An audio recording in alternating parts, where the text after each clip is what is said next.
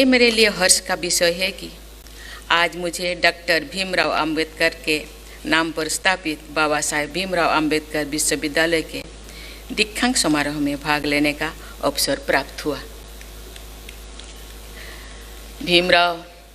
Doctor Bhimrao Ambedkar मेरे लिए भगवान के समान है।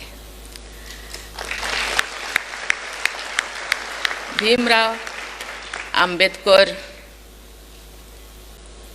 कुछ ऐसे किए थे जिसके लिए मैं आपके सामने खड़ी हूँ।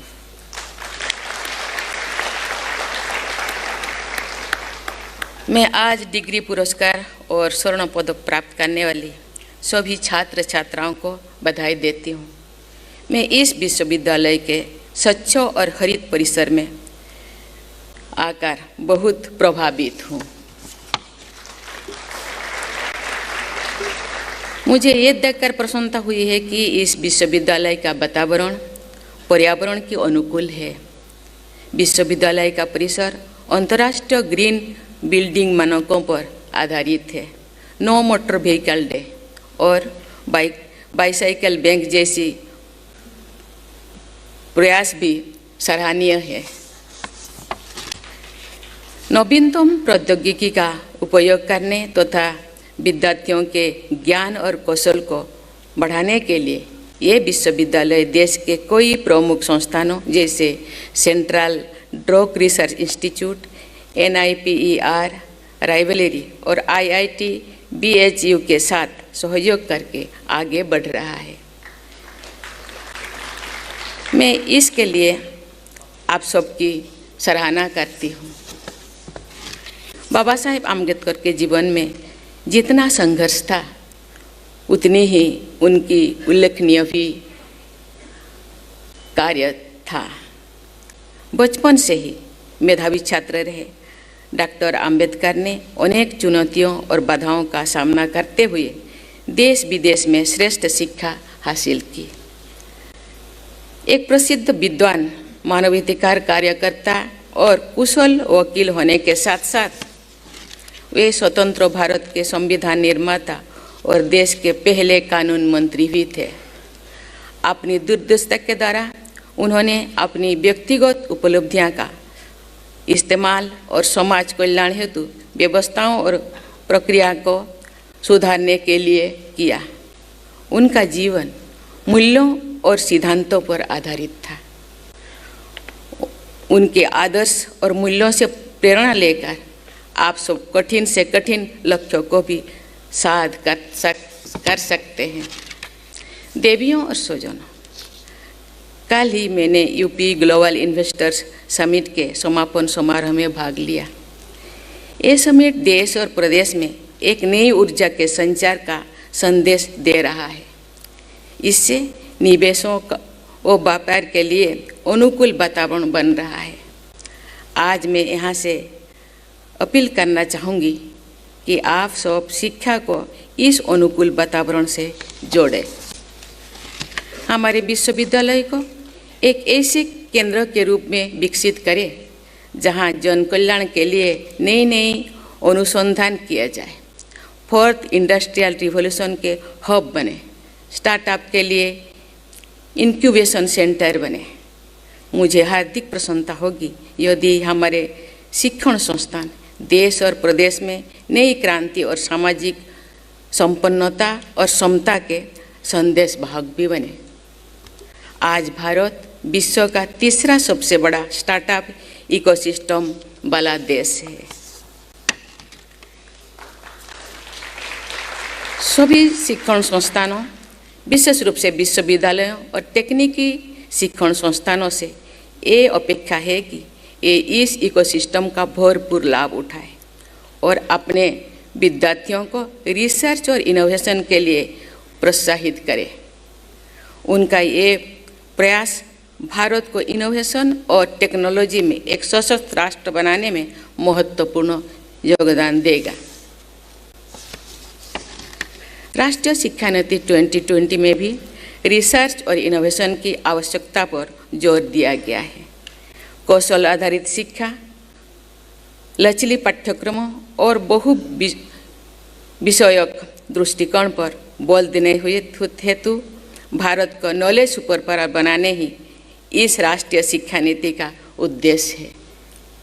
बाबा साहेब भीमराव अंबेडकर विश्वविद्यालय को इस शिक्षा नीति को लागू करने में तत्परता दिखाने के लिए मैं बहुत बहुत बधाई देती हूँ। देवियों और स्वजनों, बाबा साहेब अंबेडकर का मानना था कि गरीब और ज़रूरतमंद लोगों तक शिक्षा की सुविधाएं पहुंचना एक विश्वविद्यालय का मूलभूत कर्तव्य है। उनके अनुसार एक शिक्षण संस्थान को सभी वर्गों के विद्यार्थियों के बिना, किसी भेदभाव के बिना अच्छे शिक्षा देनी चाहिए। मुझे बताया गया है कि ये विश्वविद्यालय अनुसूचित जाति और अनुसूचित जनजाति के विद्यार्थियों को 50% आरक्षण देकर उनके उत्थान के लिए सराहनीय कार्य कर रहा है। मुझे विश्वास है कि बाबा साहेब अंबेडकर के नाम पर बना ये विश्वविद्यालय उनके आदर्शों के अनुसार देश प्रदेश में शिक्षा का प्रसार करता रहेगा। आज इस विश्वविद्यालय में Birsa Munda students activity centre का उद्घाटन करके मुझे बहुत प्रसन्नता हो रही है। भगवान बिरसा मुंडा की जीवनी युवाओं के लिए प्रेरणा का स्रोत है। मुझे विश्वास है कि विभिन्न स्पोर्ट्स फैसिलिटी से युक्त ये सेंटर स्टूडेंट्स की फिजिकल फिटनेस के साथ साथ उनके ऑलराउंड डेवलपमेंट में भी मदद करेगा। मैं भगवान बिरसा मुंडा के नाम पर स्टूडेंट एक्टिविटी सेंटर बनाने के लिए विश्वविद्यालय की पूरी टीम को बधाई देती हूँ।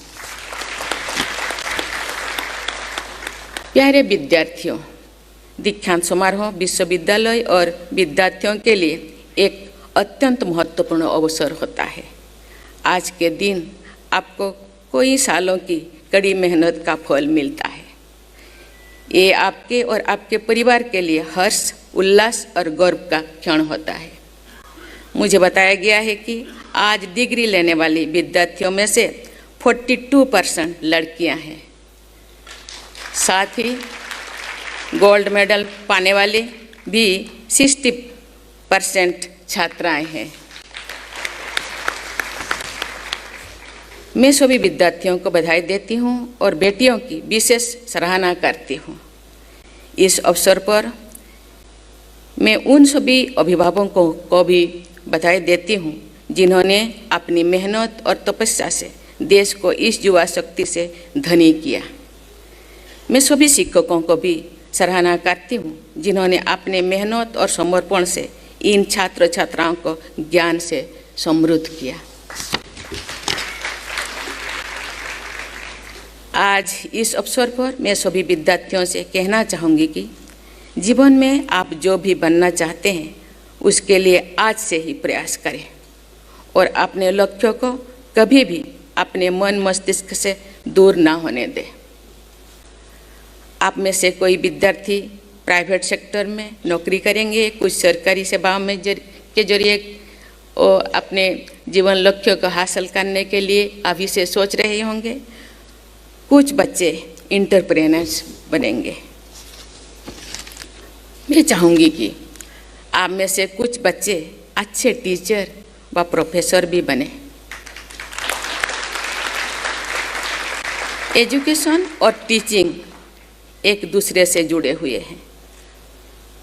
उत्तम शिक्षा व्यवस्था के लिए उत्तम शिक्षकों का होना बहुत ही जरूरी है। राष्ट्रीय शिक्षा नीति 2020 भी इस बात पर जोर देती है कि शिक्षकों को शिक्षा व्यवस्था में मूलभूत सुधारों के केंद्र में होना चाहिए। इसलिए शिक्षकों और टीचिंग प्रोफेशन को पूरा सम्मान मिलना चाहिए। हमारे होनहार छात्र छात्राओं को टीचिंग को एक प्रोफेशन के रूप में अपनाकर देश के भविष्य को सुंदर बनाने में बहुमूल्य योगदान देना चाहिए। प्यारे विद्यार्थियों, आप सब एक चुनौतीपूर्ण और प्रतिस्पर्धा की दुनिया में प्रवेश करने वाले हो। मुझे विश्वास है कि इस विश्वविद्यालय ने आपको हर चुनौती का सामना करने और देश की सेवा करने के लिए सक्षम बनाए हैं। आप अपने पूरे क्षमता का उपयोग करें और देश को विकास के पथ पर आगे लेकर जाने का संकल्प लें। आप सब शिक्षा और ज्ञान के बल पर जीवन में खूब उन्नति करें, ऐसा मुझे विश्वास है। लेकिन इसके साथ साथ अपने संस्कारों और संस्कृति से जुड़े रहना बहुत जरूरी है। तभी आप एक सार्थक और संतोषजनक जीवन जी सकते हैं, जो दूसरों के लिए भी प्रेरणा का स्रोत बने। अमृतकाल का ये समय सक्रियता और प्रगतिशीलता का है। देश प्रगति की राह पर आगे बढ़ रहा है। आप जिस भी क्षेत्र में काम करें, उत्कृष्टता से करें। कभी भी क्राइसिस सिचुएशन आए तो उसका समाधान निकालने के बारे में सोचें, उसे एक अवसर की तरह देखें। ये आपकी प्रतीक्षा की स्रोत को बढ़ाएगा और आपके व्यक्तिगत को और अधिक उभारेगा। मैं महान कवि मैथिली शरण गुप्त जी से उनकी कविता की कुछ पंक्तियाँ कहती हूँ। नहीं विघ्न बाधाओं को हम स्वयं बुलाने जाते हैं। नहीं विघ्न बाधाओं को हम स्वयं बुलाने जाते हैं, फिर भी यदि वो आ जाए तो कभी नहीं घबराते हैं।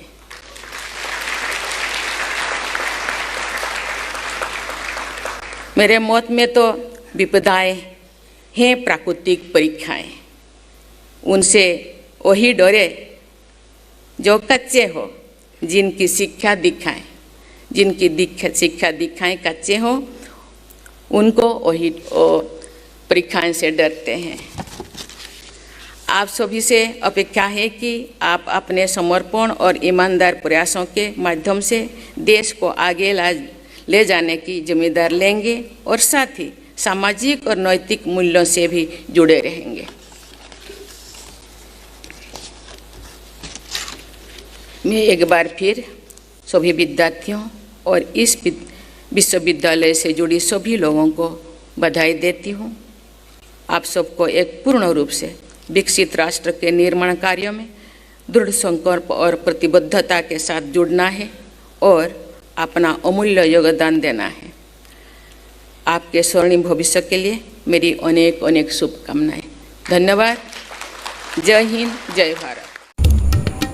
रैगर समाज से जुड़ी हर खबर जानने के लिए सब्सक्राइब करें द रैगर न्यूज और बेल आइकॉन बटन दबाना ना भूलें, ताकि आने वाला नया वीडियो आपको तुरंत मिल सके।